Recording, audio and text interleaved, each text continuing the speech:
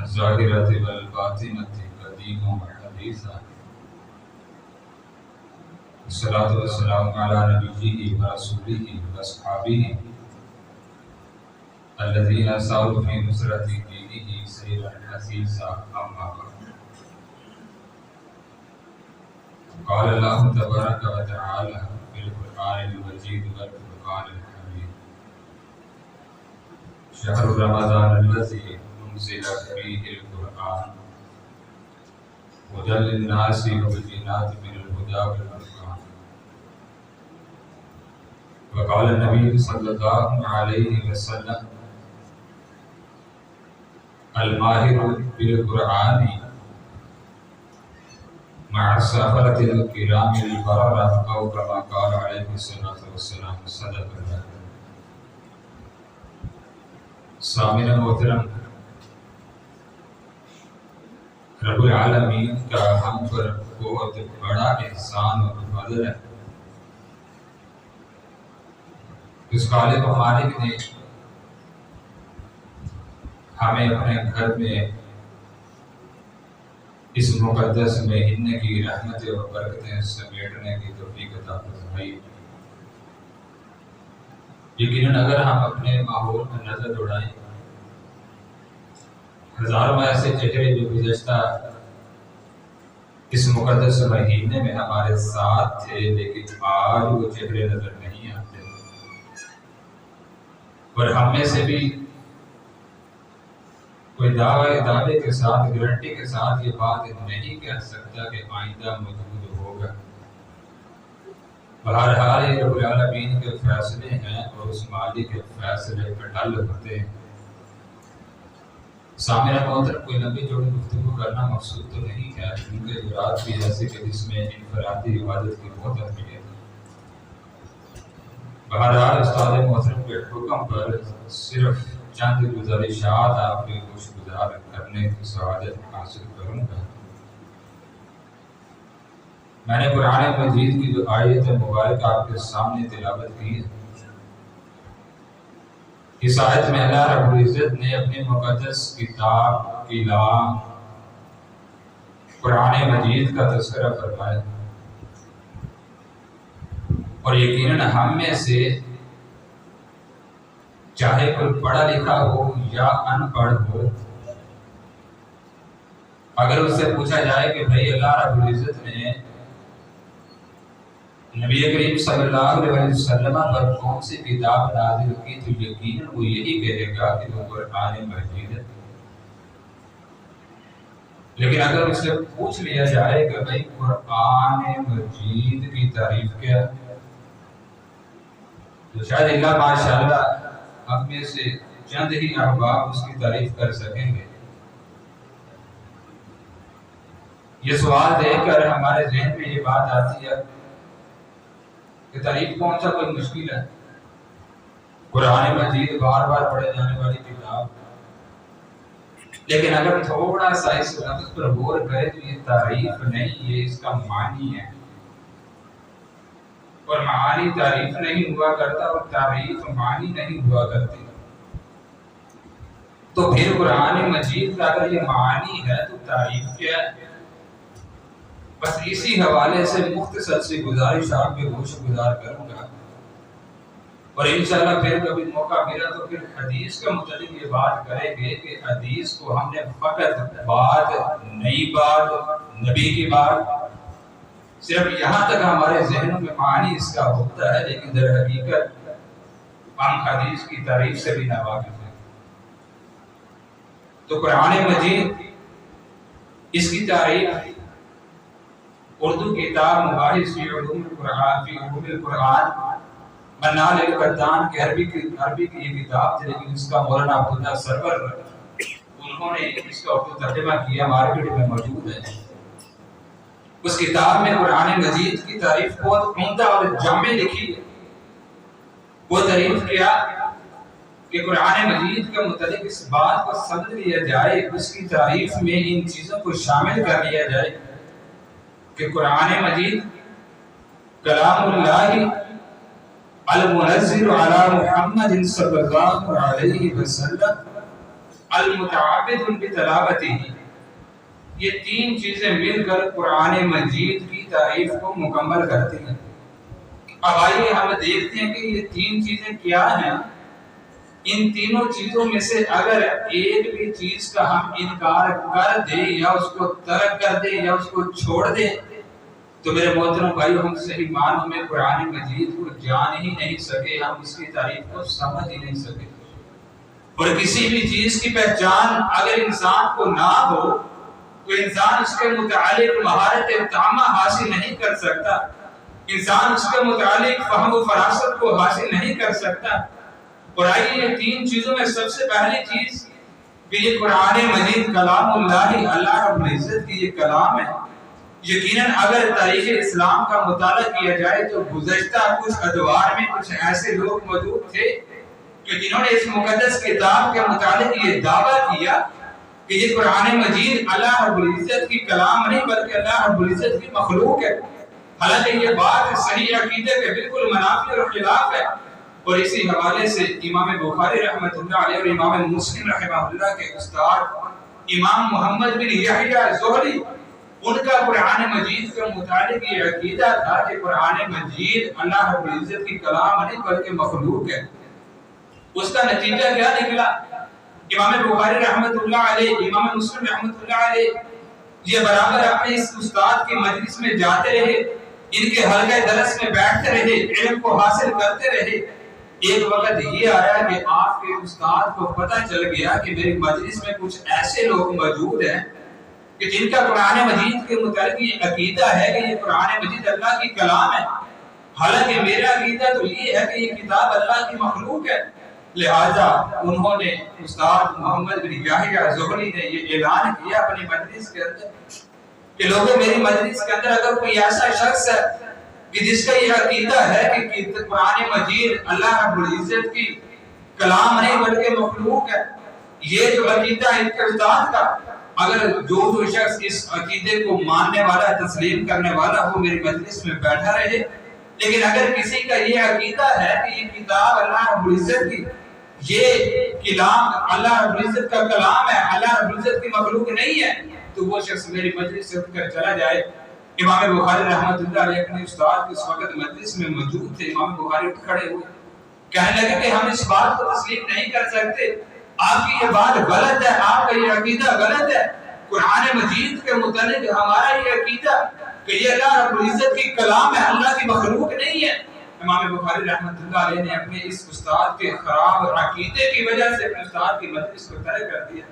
یہاں سے میں اپنے نوجوان ساتھیوں کو، بھائیوں کو جو علم دین کو سیکھنے والے، حاصل کرنے والے، ان سے میں یہ گزارش کروں گا علم دین کو حاصل کرتے وقت اپنے اس استاد سے انتخاب کیا کرے جس کا عقیدہ درست ہو۔ اگر استاد کا عقیدہ درست نہیں تو ایسے استاد سے علم کو حاصل کرنے سے اجتناب کرنا چاہیے۔ اور پھر ایک وقت ایسا ان کی مجلس میں امام مسلم رحمۃ اللہ علیہ برابر علم کو حاصل کرنے کے لیے آتے رہے۔ ایک وقت آیا انہوں نے دوبارہ اپنی مجلس میں یہ اعلان کیا، امام مسلم رحمۃ اللہ علیہ اس وقت ان کی مجلس میں موجود تھے کہ استاد محمد بن یحییٰ زہری کہنے لگا کہ میری مجلس میں اگر کوئی ایسا شخص ہے کہ جس کا یہ عقیدہ کہ قرآن مجید رب العالمین کی کلام ہے، مخلوق نہیں، وہ بھی میری مجلس سے اٹھ کر چلا جائے۔ امام مسلم رحمۃ اللہ علیہ اپنے استاد کی مجلس سے اٹھ کے چلے گئے، حتیٰ کہ اگر تاریخ کا مطالعہ کیا جائے، محدثین کی سیرت کا مطالعہ کیا جائے تو امام مسلم رحمۃ اللہ علیہ نے اپنے ان استاد محمد بن یحییٰ زہری سے 40 احادیث لی ہوئی تھی،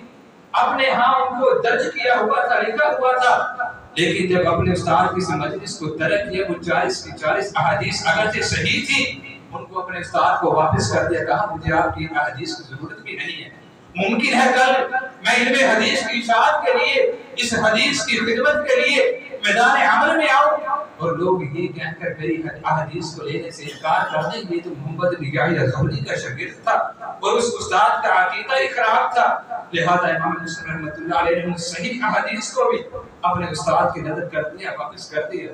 تو یہ قرآن مجید اس کے متعلق ہر مسلمان، ہر اہل ایمان، ہر اہل اسلام کا یہ عقیدہ ہونا چاہیے، یہ قرآن مجید اللہ رب العزت کی مخلوق نہیں بلکہ مالک کی کلام ہے۔ اور دوسری چیز نمبر 1 کلام اللہ المنزل علی محمد صلی اللہ علیہ وسلم، کہ یہ قرآن مجید وہ کتاب جو اللہ رب العزت نے نبی کریم صلی اللہ علیہ وسلم کے سینہ مبارک پر نازل فرمائی. یقیناً کفار نے اس بات کا دعویٰ کیا یا محمد تو اپنے سے اس کتاب کو پڑھ لیتا ہے, اپنے سے اس کتاب کو بنا لیتا ہے. یہی وجہ ہے اللہ رب العزت نے قرآن مجید میں متعدد مقامات پر ان کفار مشرکین کو یہ چیلنج کیا, کہا اگر تم یہ سمجھتے ہو کہ یہ محمد کی بنائی ہوئی کلام ہے, اس کے خود ساختہ الفاظ ہیں, جاؤ کھلا چیلنج ہے, کوئی ایک صورت لے آؤ جو اس کا مقابلہ کر سکے. اگر سمجھتے ہو کہ یہ نبی کریم صلی اللہ علیہ وسلم جو کہ بشر ہیں, ان کی طرف سے الفاظ ہیں, ان نے خود بنائے ہیں, تو جاؤ تم بھی یہ کوشش کر لو. ہاں عربوں کے ہاں تو فصاحت و بلاغت تو کس قدر مشہور تھی, جاؤ کوشش کر کے تو دیکھو, کوئی لے کر تو آؤ, بنا کر تو لاؤ. لیکن وہ سارے یہ کام کرنے سے قاصر رہے اور اس بات کو تسلیم کرنا پڑا کہ یہ وہ کتاب المنزل علی محمد صلی اللہ علیہ وسلم, یہ کتاب نبی کریم صلی اللہ علیہ وسلم نے اپنے سے نہیں بلکہ اللہ رب العزت کی طرف سے جو وحی کیا گیا, اللہ رب العزت کی طرف سے نبی کریم صلی اللہ علیہ وسلم نے اسی بات کو آگے بیان کیا. یہ کتاب وہی ہے جو اللہ نے نبی کریم صلی اللہ علیہ وسلم کے سینہ مبارک پر نازل فرمائی. اور اس کتاب کی تعریف کے حوالے سے تیسری اور آخری بات المتعبد بتلاوتہ, اور یہ وہ کتاب ہے جس کی تلاوت کرنا اللہ رب العزت نے عبادت بنایا. حالانکہ انسان حدیث کو بھی پڑھتا ہے, اس کا بھی اجر و ثواب ہے, لیکن اللہ رب العزت نے جس طرح سے قرآن مجید کی تلاوت کا اجر متعین کر دیا, اس طرح حدیث کا اجر میرے محترم بھائی متعین نہیں کیا. ثواب پر حق ہے, لیکن قرآن مجید کے متعلق نبی کریم صلی اللہ علیہ وسلم نے فرمایا, لوگوں میں یہ نہیں کہتا کہ الف لام میم ایک حرف ہے, بل ایک حرف ہے, بلکہ فرمایا الف حرف و لام حرف و میم حرف. یاد رکھو الف الگ حرف ہے, لام الگ حرف ہے, میم الگ حرف ہے. اگر کوئی شخص اس کی تلاوت کرتے ہیں اللہ رب العزت اس کو 10 نہیں بلکہ 30 نیکیاں عطا فرماتے ہیں. تو یہاں پر اس بات کو مد نظر رکھنا ضروری ہے کہ قرآن مجید کی تعریف کے حوالے سے کہ یہ کتاب ایسی کتاب کہ جس کی تلاوت کو رب العالمین نے عبادت بنایا. تو لہذا آج اگر کوئی ہم سے یہ سوال کر لے, اور یقیناً ہم نے تو اپنے یونیورسٹی لیول تک یہ بات کو نوٹ کیا, جج کیا, دیکھا کہ ہمارے ہاں اکثر اس چیز سے بالکل کورے, اس بارے میں بالکل بھی علم نہیں. پوچھ لیا جائے کہ بتاؤ قرآن مجید کیا ہے, کہتے ہیں بار بار پڑھے جانے والی کتاب. بھئی یہ تو اس کا معانی ہوا, تعریف تو کرو. وہ کتاب جس پر ایمان رکھتے ہو, جس پر ایمان رکھنے کا رب العالمین نے حکم دیا, وہ کتاب جو رب العالمین نے اپنے محبوب نبی پر نازل فرمائی, وہ کتاب جس کی حفاظت کا ذمہ لیا, وہ کتاب جو آج سے اس طرح 1400 سال برس صحیح سلامت موجود تھی, آج اسی حالت میں یہ کتاب موجود ہے. بھئی ہم اس کی تعریف کو کیوں نہیں پہچانتے, کیوں نہیں جانتے؟ کہ اس علم کو حاصل کرنے کی طرف آؤ تو صحیح, اس علم کو سیکھنے کی کوشش کرو تو صحیح. ہم سے کوئی غیر مذہب والا پوچھ لے, کوئی تم جو کتاب کی تلاوت کرو تو اس کی تعریف تو کرو. ہم کیا یہی کہیں کہ بار بار پڑھے جانے والی کتاب؟ میرے محترم بھائی 3 چیزوں کو یاد رکھنے لیے کلام اللہ المنزل علی محمد صلی اللہ علیہ وسلم المتعبد بتلاوتہ, یہ وہ کتاب کہ جس کے متعلق اللہ رب العزت کی یہ کلام ہے جو اللہ رب العزت نے اپنے محبوب پیغمبر علیہ الصلوۃ والسلام پر نازل فرمائی, اور وہ کتاب کہ جس کی تلاوت کو رب العالمین نے عبادت قرار دیا ہے. تو لہذا ان باتوں کا اہتمام کرنا, ان چیزوں کو سیکھنا, اور یقیناً ہمارے یہاں معاشرے کے اندر اس چیز کی بہت کمی دیکھنے کو ملی ہے کہ ہم اس قرآن مجید کو اپنے بچوں کو ہم ایک قاری کی مدد سے, ایک حافظ کی مدد سے اس کو پڑھا تو لیتے ہیں, لیکن اس کے معانی و مفاہیم پر غور و فکر نہیں کر پاتے. ایک مرتبہ کسی سے پوچھا جائے کہ بھئی بتاؤ کیا تم نے اپنی اولاد کو, اپنے بیٹے کو یہ کتاب پڑھائی سکھائی؟ ہاں جی, ہم نے 1-2 مرتبہ پڑھایا قرآن کے. حافظ صاحب آتے تھے, قاری صاحب آتے تھے, قرآن کو پڑھا کے چلے جاتے تھے. 2 بار مکمل کیے, 4 بار مکمل کیے, 4 بار 2 بار تو مکمل کر لیا, کیا اس کتاب کی تعریف بھی سیکھی جا کے نہیں, اس کی بنیادی باتوں کو بھی جانے جا کے نہیں؟ جب ہم نے قرآن مجید کی ان بنیادی چیزوں کو چھوڑ دیا, اس علم کو اپنی اولاد میں سکھلانے کو منتقل نہیں کیا, ہم نے ان اداروں کی طرف رخ نہیں کیا جہاں سے یہ دین کا علم, علم وحی کا علم جہاں سے منتقل ہونا تھا، جہاں سے آگے چلنا تھا، جب ہم نے ان اداروں سے دوری کو اختیار کیا، میرے محترم بھائیوں، پھر ہوا کیا؟ اقبال نے نقشہ کھینچ دیا تھا کہ وضع میں تم نصارا، تمدن میں تم ہنود، یہ وہ مسلمان جنہیں دیکھ کے شرمائے یہود،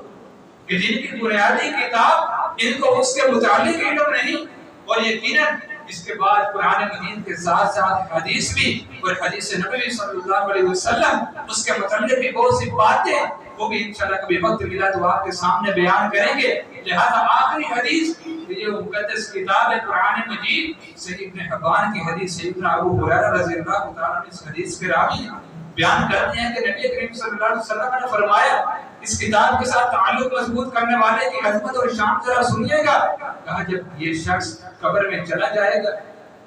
قبر کے اندر عذاب کا فرشتہ اس شخص کے دائیں جانب سے آئے گا، اس کو عذاب دینا چاہے گا، اللہ رب العزت کی طرف سے نماز اس کے آگے آ جائے گی، نماز آ کر کہے گی کہ نہیں، یہ وہ شخص جو دنیا کے اندر رہتے ہوئے 5 وقت ادا کرنے والا، دنیا کے اندر رہتے ہوئے اللہ رب العزت کے حکم کی تکمیل کرنے والا، آج یہ کیسے ہو سکتا ہے کہ اس شخص کو عذاب میں مبتلا کر دیا جائے؟ یہ نماز آڑے آ جائے گی، اس عذاب کے فرشتے کو عذاب دینے سے روک دے گی، وہ عذاب والا فرشتہ پھر اس کے سر کی جانب آئے گا کہ وہاں سے کوشش کرو اس کو عذاب دینے کی۔ فرمایا وہاں پر روزہ آڑے آ جائے گا، روزہ آگے آ کر کہے گا کہ یہ کیسے ہو سکتا ہے، یہ بندہ رب کی رضا کے لیے جن رات بھوک اور پیاس کی شدت کو برداشت کرنے والا، یہ اپنے تمام تر معاملات کو ترک کر کے رب العالمین کی رضا کے حصول کے لیے گرمیوں کے مہینے میں روزے رکھنے والا، دن بھر بھوکا پیاسا رہنے والا، تمام تر چیزوں پر اختیار ہونے کے باوجود، تمام تر چیزیں میسر ہونے کے باوجود اس نے ان کو کھایا بھی نہیں، پیا بھی نہیں، آج کیسے ہو سکتا ہے اس رب کو راضی کرنے کے لیے بھوکا پیاسا رہتا رہا، آج اس کو عذاب دے دیا جائے؟ لہٰذا یہ روزہ آڑے آپ اس کو عذاب دینے سے روک دے گا۔ فرمایا کہ فرشتہ پھر انسان کی بائیں جانب سے عذاب دینے کی کوشش کرے گا، زکوٰۃ آڑے آ جائے گی کہ دنیا کے اندر رہتے ہوئے اس بندے کو رب نے مال عطا کیا، دولت عطا کی، رب کی راہ میں خرچ کرنے والا، اہل علم پر خرچ کرنے والا، مساجد و مدارس پر خرچ کرنے والا، آج یہ کیسے ہو سکتا ہے کہ اس نے اس دولت کو اپنے اوپر خرچ نہیں کیا، اللہ کی راہ میں خرچ کیا، اور آج اس کو عذاب دے دیا جائے؟ فرمایا پھر یہ پاؤں کی جانب جائے گا، فرشتہ وہاں سے عذاب دینے کی کوشش کرے گا، پھر انسان کی دیگر نیکیاں، انسان کی دیگر عبادات، انسان کے قرآن مجید کی تلاوت کرنا، انسان کا آپس میں حسن اتفاق، آپس میں صلہ رحمی کرنا، انسان کا لوگوں کے ساتھ خیر و بھلائی کے معاملات کرنا، انسان کی یہ مختصر سی نیکیاں آڑے آ جائیں گی اور کہیں گے یہ تو وہ شخص جو دنیا کے اندر رہتے ہوئے نبی کی سنتوں کو اپنانے والا، اپنے چہرے کو نبی کی سنت سے سجانے والا، دنیا کے اندر رہتے ہوئے اپنے لباس کو پاک پیغمبر علیہ السلام کی طرح رکھنے والا، سنت کے مطابق کپڑوں کو پہننے والا، یہ تو دنیا کے اندر اس طرح سے سنتوں کو اختیار کرنے والا، آج کیسے ہو سکتا ہے کہ اس شخص کو عذاب دے دیا جائے؟ میرے محترم بھائی، تمام تر راستوں سے یہ انسان کی نیکیاں، یہ انسان کی عبادات، یہ انسان کے صیام، یہ انسان کے قیام، انسان کی نمازیں، انسان کی زکوٰۃ، یہ انسان کو عذاب نہیں دلوا سکیں گی، یہ آڑے آ جائیں گی، اور پھر فرمایا وہ عذاب والا فرشتہ انسان سے دور چلا جائے گا۔ میرے محترم بھائیوں، لہذا آج ہم دیندار ہونے کا دعویٰ تو کرتے ہیں، لیکن ہماری زندگیوں کے اندر دین کوسوں دور ہے، ہماری اولادوں کے اندر دین نام کا بھی نہیں ہے۔ میرے محترم بھائی، صرف آخری بات یہی کروں گا، خدایا ڈری اس وقت سے کہ جب ہمارے جنازے میں ہماری اولاد پیچھے خاموش کھڑی ہوگی، اب اللہ کو کیا منظر ہوگا؟ وہ باپ جس نے اپنی اولاد کے لیے ساری زندگی محنت کر کے ڈگریاں دلوا دی، لیکن اگر میرے والد کی ساری محنت، ساری کی ساری دنیاوی دولت کو حاصل کر کے میرے دنیاوی علم پر خرچ کر دی اور مرنے کے بعد میں اپنے باپ کے جنازے کے لیے دعا بھی نہ مانگ سکا، مجھ سے بڑھ کر بے وفا کون ہے؟ مجھ سے بڑھ کر والد کا نافرمان اور کون ہے کہ جس نے اپنے والد کے آخری حق کو بھی صحیح طریقے سے ادا نہیں کیا؟ میرے محترم بھائیو، آئیے خود بھی اس دین کے ساتھ اپنے تعلق کو مضبوط کیجئے، اور وہ ادارے جہاں سے یہ دین کا علم حاصل کیا جاتا ہے ان اداروں کے ساتھ آپ اپنے تعلق کو مضبوط کیجئے، اور بالخصوص اپنی اولادوں کو اس دین کے علم سے لازمی ہمکنار فرمائیے، تاکہ رب العالمین اس کی برکت سے ہماری دنیا بھی بہتر فرما دے اور رب العالمین ہماری آخرت بھی بہتر فرما دے۔ اللہ کی سے دعا ہے اللہ تعالیٰ صحیح معنوں میں ہمیں دین اسلام کو سمجھ کر اور اس کے مطابق زندگی گزارنے کی توفیق عطا فرمائے۔ وآخر دعوانا الحمدللہ۔